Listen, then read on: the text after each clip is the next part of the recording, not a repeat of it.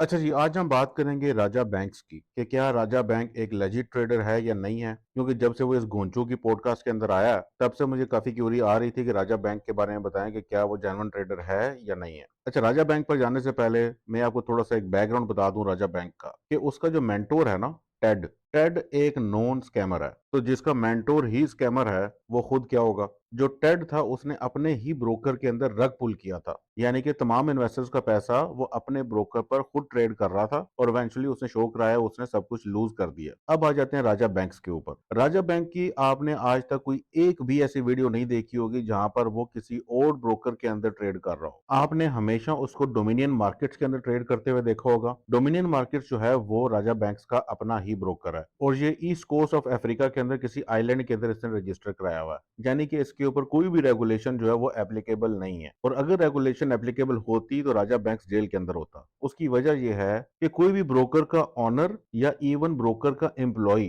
उस ब्रोकर के ऊपर पब्लिकली ट्रेड्स नहीं कर सकता, ना ही अकाउंट्स मैनेज कर सकता है। राजा बैंक जो है वो अपने ही ब्रोकर के ऊपर पब्लिकली ट्रेड करता है, उसके फंडेड अकाउंट्स प्रोवाइड करता है, पैम अकाउंट्स प्रोवाइड करता है, जो कि टोटली इलीगल है। अपने ब्रोकर पर ट्रेड करने की भाई कोई सेंस ही नहीं बनती। उसके ब्रोकर के अंदर कोई लिक्विडिटी प्रोवाइडर मौजूद नहीं है। उसने अपना पब्लिकली माईएफएक्स बुक के ऊपर एक अकाउंट शेयर किया था, उसके अंदर 2% ड्रॉडाउन था और 800% प्रॉफिट था, जो कि पॉसिबल है ही नहीं। और ये बड़ी कॉमन सी बात है, माईएफएक्स बुक के अंदर आपको अक्सर ऐसे सिस्टम्स नजर आ जाएंगे जिनके पास 5 साल की ट्रेड हिस्ट्री मौजूद होगी, ड्रॉडाउन होगा 2% और ब्रोकर होगा ऑफशोर, और वो ब्रोकर खुद से ही ट्रेड कर रहा होता है और अट्रैक्टिव किस्म के रिजल्ट्स प्रोड्यूस करता है ताकि इन्वेस्टर्स अट्रैक्ट हों, उस ब्रोकर पर अकाउंट बनाएं और डिपॉजिट करें। उसके बाद या तो पैम अकाउंट्स के अंदर पैसे डलवा देते हैं और रग पुल करके साइड पर हो जाते हैं। तो अपने ब्रोकर के ऊपर ट्रेडिंग करके फुदू वाम को घेरना जो न्यूबीज हैं, ये काम है राजा बैंक्स का। जो सीजनल फॉरेक्स ट्रेडर्स हैं वो तो स्ट्रेट अवे देख के ही बता देते हैं कि ये बंदा ट्रेडर नहीं है। तो आई होप आपको रिव्यू मिल गया होगा। उसके कोर्सेज से और उसके नॉलेज से सिर्फ और सिर्फ आपका पैसा और टाइम बर्बाद होगा, सीखने को आपको कुछ भी नहीं मिलना, क्योंकि उसके नॉलेज की कोई क्रेडिबिलिटी मौजूद ही नहीं है। ये ऐसा ही है